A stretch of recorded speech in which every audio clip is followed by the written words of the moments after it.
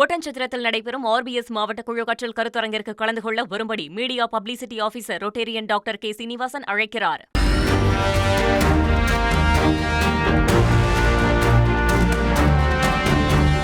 இந்த அவசர ஆலோசனை கூட்டம் முடிஞ்ச உடனே பிரதமர் தரப்புல இருந்து ஏதேனும் முக்கிய அறிவிப்பு வெளியாகுமா அப்படின்ற ஒரு எதிர்பார்ப்பு இருக்கக்கூடிய அதே தருணத்தில் சிலிண்டர் பயன்பாடு இந்த தட்டுப்பாடுகள் எல்லாம் தாண்டி சீராக அனைவருக்கும் விநியோகிக்க வேண்டும் அப்படின்ற ஒரு நடவடிக்கையை மத்திய பெட்ரோலியத்துறை எடுத்துக்கொண்டிருக்கக்கூடிய அதே நேரத்தில் ஒரு அறிவுறுத்தலை மட்டும் திரும்ப திரும்ப சொல்லிட்டு இருக்காங்க. சிலிண்டர் சிக்கனம் தேவை இக்கணம் பார்த்து யூஸ் பண்ணுங்க அப்படின்ற ஒரு அட்வைஸை தொடர்ந்து சொல்லிக்கிட்டே இருக்காங்க. நீங்க சிலிண்டர் ஆர்டர் பண்ணீங்களேன்னா நகர்ப்பகுதிகளில் இருக்கிறவங்களுக்கு 25 நாட்களும் கிராம பகுதிகளில் இருக்கிறவங்களுக்கு 45 நாட்களும் காத்திருப்பு காலமாக நிர்ணயிக்கப்பட்டிருக்கிறது. அதனைத் தொடர்ந்து எல்லாருக்குமே அது விநியோகம் பண்றதுக்கான நாங்கள் நகர்வுகளை எடுத்துக்கிட்டு தான் இருக்கும் அப்படின்ற ஒரு அறிவிப்பு அவங்க தரப்புல இருந்து கொடுக்கப்பட்டாலுமே திரும்ப திரும்ப அவங்க சொல்றது சிக்கனமாக பயன்படுத்துங்கள் உங்கள் சிலிண்டரை அப்படின்றது தான். சரி, இந்த தட்டுப்பாடை நம்ம ஒரு பக்கம் சமாளிச்சுட்டு இருக்கக்கூடியதே நேரத்தில் எந்த அளவுக்கு ஒரு பிரம்மாண்ட தேவை நமக்கு இருக்கு அப்படின்றதையும் நம்ம பார்க்க வேண்டியது அவசியமாகுது. அந்த வகையில் இந்தியாவுடைய சிலிண்டர் பயனாளிகள் அப்படின்ற ஒரு விவரத்தை நம்ம பார்க்கும்போது 33.37 கோடி வாடிக்கையாளர்கள் இத்தனை கேஸ் கனெக்ஷன் இந்தியாவில் இருக்கு.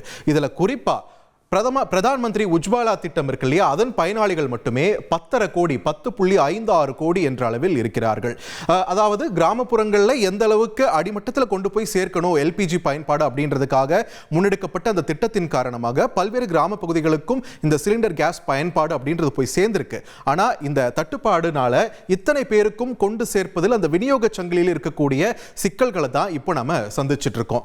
அந்த வகையில் இன்னொரு தரவு பார்த்தீங்கன்னா உலகிலேயே இந்த எல்பிஜி வாயுவை அதிகம் பயன்படுத்தக்கூடிய இரண்டாவது மிகப்பெரிய நாடுன்னு பார்த்தா இந்தியா தான். சீனா முதலிடத்துல இருக்கு, இந்தியா இரண்டாவது இடத்துல இருக்கு. அப்படி எந்த அளவுக்கு நம்ம பயன்படுத்துறோம் இந்த எல்பிஜி வாயு அப்படின்ட்டு பார்க்கும்போது ஒரு நாளைக்கு இந்தியாவில் 10 கோடிக்கும் அதிகமான கிலோ எல்பிஜியை நம்ம பயன்படுத்துறோம். ஸோ நம்ம வீட்டு பயன்பாடும் இருக்குது, வணிக பயன்பாடும் இருக்கு. பட் ஒரு புரிதலுக்காக வீட்டு பயன்பாட்டு சிலிண்டர் நம்ம கணக்கில் எடுத்துக்கிட்டோம்னா ஒரு நாளைக்கு 70 லட்சத்திற்கும் அதிகமான சிலிண்டர்கள் என்ற அளவில் நம்ம இந்த எல்பிஜியை நம்ம பயன்படுத்திட்டு இருக்கோம் நம்முடைய சமையல் உள்ளிட்ட பல்வேறு பணிகளுக்காக. ஸோ ஒரு நாளைக்கே 10 கோடிக்கும் அதிகமான கிலோ அப்படின்னு நம்ம பயன்படுத்துறோம்னா ஒரு மாசத்துக்கான கணக்கு என்ன, ஒரு வருஷத்துக்கான கணக்கு என்னன்னு பார்க்க வேண்டியதா இருக்கு. ஸோ இந்த 2024-25 நிதியாண்டிற்கான மொத்த பயன்பாடு நாட்டில் எவ்வளவு இருந்திருக்குன்னு பாருங்களேன். 3.13 கோடி டன் என்ற அளவில் இருந்திருக்கு. ஒரு டன்னுனா 1000 கிலோ அப்படின்னா 3.13 கோடி டன்னுனா கிட்டத்தட்ட 3000 கிலோ கேஸ் சிலிண்டர் எல்பிஜி வாயுவை நாம போன நிதியாண்டில் பயன்படுத்தியிருக்கோம்.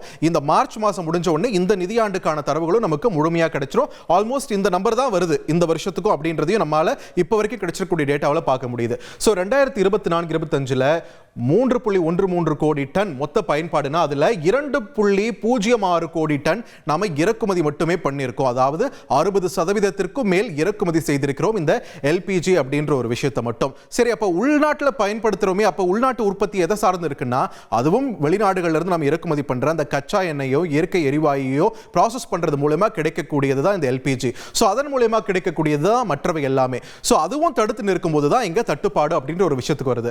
இன்னும் குறிப்பா சொல்லணும்னா பாத்தீங்கன்னா கடந்த பிப்ரவரி மாதத்திற்கான ஒரு நிலவரத்தை நீங்க பாக்குறீங்க. பிப்ரவரி 2026 மொத்த பயன்பாடு பாத்தீங்கன்னா 28.22 லட்சம் டன் என்ற அளவில் நம்ம பயன்படுத்தி இருந்தோம். இதுல இறக்குமதி பண்ணது மட்டும் பாத்தீங்கன்னா 17.23 லட்சம் டன் என்ற அளவில் நம்ம இறக்குமதி பண்ணியிருக்கோம். இதுல ஹோர்முஸ் ஜலசந்தி, இந்த ஹார்முஸ் ஜலசந்தி வழியா மட்டுமே 15.5 லட்சம் டன் என்ற அளவில் நாம இறக்குமதி பண்ணியிருக்கோம். அதாவது நம்மளோட மொத்த தேவையில 60% இறக்குமதினா அந்த 60% 90% இந்த ஹோர்முஸ் ஜலசந்தி வழியா தான். அதுல தான் இப்போ போர் பாதிப்பு காரணமாக ஈரான் பெரிய அளவில் எந்த கப்பல்களையும் அனுமதிக்காத ஒரு சூழல்ல இந்த தட்டுப்பாடு தொடர்ந்து கொண்டே இருக்கிறது. நம்ம கிட்ட இருக்கக்கூடிய உள்கட்டமைப்பை வச்சு ஒரு விநியோகத்தை நாம சீர்படுத்த முயற்சி பண்ணாலுமே ஸ்டாக் தீர தீர தீர என்ன பண்ண முடியும்? வரும் நாட்கள்ல ஏற்கனவே சிலிண்டர் விலை ஏறி இருக்கு, இன்னும் பற்றாக்குறை வந்தா இன்னும் இல்ல விலை ஏறும். வேற நாடுகள்ல இருந்து நம்ம இறக்குமதி பண்ணாலுமே போதிய அளவில் நமக்கு கிடைக்காத ஒரு சூழலும் இருக்கிறது.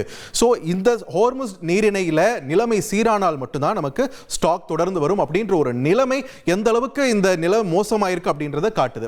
சோ இந்த நிலையில தான் இந்தியா சேர்ந்தது 2 எல்பிஜி டேங்கர் கப்பல்கள் கடந்த மார்ச் 16 மற்றும் 17 தேதிகள்ல. இதுல பிரத்யேகமாக ஈரானோட பேசி ஒரு 2 கப்பல்களை அனுப்பி வச்ச சூழலை பார்த்தோம். ஷிவாலிக் என்ற கப்பல் 46,000 டன் எல்பிஜியை தாங்கிக்கிட்டு வந்துச்சு.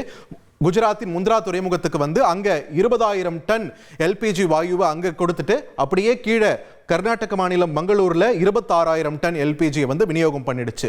ஸோ இது மார்ச் 16ஆம் தேதி வந்த கப்பல். மார்ச் 17ஆம் தேதி வந்த கப்பல் வந்து நந்தா தேவி என்ற கப்பல் 46,500 டன் எல்பிஜியை தாங்கி வந்தது இந்த ஹோர்முஸ் ஜலசந்தி வழியா. குஜராத்தின் வாடினார் அந்த துறைமுகத்தில் வந்து 22,500 டன் எல்பிஜி இறக்கிட்டு அப்படியே இங்க தமிழ்நாடு சென்னை இங்க எண்ணூர் துறைமுகத்துக்கு வந்து 24,000 டன் எல்பிஜியை வந்து இங்கேயும் விநியோகம் பண்ணிட்டு போயிருக்காங்க. ஆனா இது பத்துமா? இது ரெண்டுத்தையும் சேர்த்தாலே ஒரு 9.5 கோடி கிலோ கேஸ் தான் நமக்கு இங்க வருது. ஆனா நம்மளுடைய ஒரு நாள் பயன்பாடு என்ன 10 கோடி கிலோக்கும் அதிகம் அப்படின்னும் போது இது எப்படி பத்தும் அப்படின்ற ஒரு பயம் தான் இங்க மேலோங்கி இருக்கு. ஸோ இப்போதைய சூழலில் ஹார்முஸ்ல பாத்தீங்கன்னா 22 இந்திய கப்பல்கள் வந்து அங்க அப்படியே ஹால்ட் ஆகி நிக்குது, நகர முடியாம. இதுல 6 எல்பிஜி டேங்கர் கப்பல்களும் அடக்கம். இந்த 6 எல்பிஜி டேங்கர் கப்பல்களே 3 லட்சம் டன் என்ற அளவுக்கு எல்பிஜி வாயு காத்து கொண்டிருக்கிறது. அங்க பேசிட்டு இருக்காங்க இப்போ இந்தியா தரப்புல இருந்து எப்படியாவது விடணும்னு சொல்லிட்டு. ஸோ அதனால இப்போ என்ன ஆயிருக்கு அப்படின்னு பாத்தீங்கன்னா ஏதாவது இம்ப்ரூவ்மெண்ட் இருக்கான்னு பார்த்தா ஒரு சின்ன அப்டேட் மட்டும் வந்திருக்கு. முதல்ல இந்த நிலைமையை சீராக்க, இந்த சிக்கலை சீராக்க என்ன பண்ணிருக்காங்கன்னா உள்ளூரில் அதிகரிக்கப்பட்டிருக்கிறது உற்பத்தி 40% என்ற அளவுக்கு எல்பிஜி நம்ம இங்க வச்சிருக்கக்கூடிய கச்சா எண்ணெயை பியூரிஃபை பண்ண மூலமா ரிஃபைன் பண்ணுவது மூலமா நமக்கு கிடைக்கக்கூடிய அந்த எல்பிஜி 40% என்ற அளவுக்கு உயர்த்தப்பட்டிருக்கிற அதே நேரத்தில் ஹார்முஸை கடக்க 2 இந்திய கப்பல்கள் தயாராகி கொண்டிருக்கின்றன அப்படின்னு ஒரு தகவல் வந்திருக்கிறது. இந்தியா தரப்புல இருந்து ஈரான் கிட்ட பேசி இதை சாத்தியப்படுத்தியிருக்காங்க. ஸோ 1 லட்சம் டன் என்ற அளவில் எல்பிஜி இந்தியாவுக்கு வர வாய்ப்பு இருக்கிறது. அதே நேரத்தில் அமெரிக்காவிலிருந்து ஒரு கப்பல் வந்திருக்கிறது. இன்று மங்களூரு துறைமுகத்துக்கு வந்து சேர்ந்திருக்கு. 16,714 டன் என்ற அளவில் எல்பிஜி அங்க வந்து சேர்ந்திருக்கு. ஆனா அகைன் இது பத்தாது அப்படின்றது தான் கலை யதார்த்தம். பட் நிலைமையை சீராக்க இந்த மாதிரியான பணிகள் மேற்கொண்டுட்டு இருக்கோம். அமெரிக்காவிலிருந்து இன்னுமே கூட நமக்கு கூடுதலாக கப்பல் வரப்போது. இன்னொரு 25,000 டன்னோட அடுத்த கப்பலும் ஆன் த வே 25ஆம் தேதி வந்துடும் சொல்லியிருக்காங்க. ஏன்னா ஆண்டுக்கு 22 லட்சம் டன் எல்பிஜி இறக்குமதிக்காக அமெரிக்காவுடன் நம்ம ஒப்பந்தம் கையெழுத்தாக்கி இருக்கோம். ஏற்கனவே ஜனவரி பிப்ரவரி மாதங்களில் 48,000 டன் என்ற அளவில் வந்துச்சு. இந்த மாசமும் வந்து தொடர்ச்சியா ஒரு கப்பல் வந்திருக்கு, அடுத்தது இன்னொரு கப்பல் ஆன் த வே அப்படின்னு சொல்லியிருக்காங்க. இந்த நிலையில அமெரிக்கால இருந்து எந்த வழியா வருது? டெக்சஸ் மாகாணத்துடைய துறைமுகத்திலிருந்து மெக்சிகோ வளைகுடா வழியாக வரக்கூடியதா இந்த கப்பல். ஆனா இப்ப ட்ரம்ப் என்ன பண்ணி வச்சிருக்காருன்னா கியூபா மேல நாங்க தாக்குதல் நடத்த தயாராயிட்டு இருக்கோம்னு சொல்றாரு.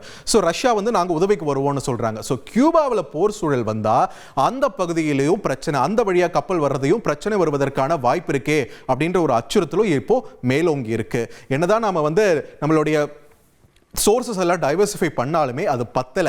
எல்பிஜின்ற ஒரு விஷயத்தை பொறுத்த வரைக்கும் கத்தாரையே நம்ம அதிகமாக சார்ந்திருக்கக்கூடிய நிலையில நம்ம மொத்த இறக்குமதியில் 40% அங்கிருந்து தான் வருதுன்ற நிலையில இந்த ஹோர்முஸ் நீரிணை அந்த நிலைமை சீரானாலே ஒழிய இந்த நிலைமையை இந்த விநியோக சங்கிலியை சீர்படுத்துவதற்கான வாய்ப்புகள் ஒரு சிக்கலான ஒரு சூழலாவே இப்போ பார்க்க முடிகிறது. இது சம்பந்தமா இவங்க பேசிட்டு கூட அதே நேரத்தில் ட்ரம்ப் வந்து நான் எப்படியாச்சும் 2 நாள்ல ஹோர்முஸ் நீரிணையை திறக்க வைப்பேன் அப்படின்னு ஒரு சவால் விட்டுட்டு இருக்காரு. ஈரானும் வாங்க பார்த்துக்கலாம்னு சொல்லியிருக்காங்க. ஸோ வரும் நாட்கள் நமக்கு இன்னும் என்னென்ன அதிர்ச்சியை தர காத்திருக்கின்றன அப்படின்றத தாண்டி மத்திய அரசு சொன்ன விஷயத்தை தான் நானும் திரும்ப ஒரு முறை சொல்றேன். சிலிண்டரை சிக்கனமா பயன்படுத்துவோம். இந்த கஷ்டமான ஒரு நாட்களை கண்டிப்பா நம்ம கடந்து போவோம். நிலைமை சீராகும், மீண்டும் நம்ம கைக்கு வரும்.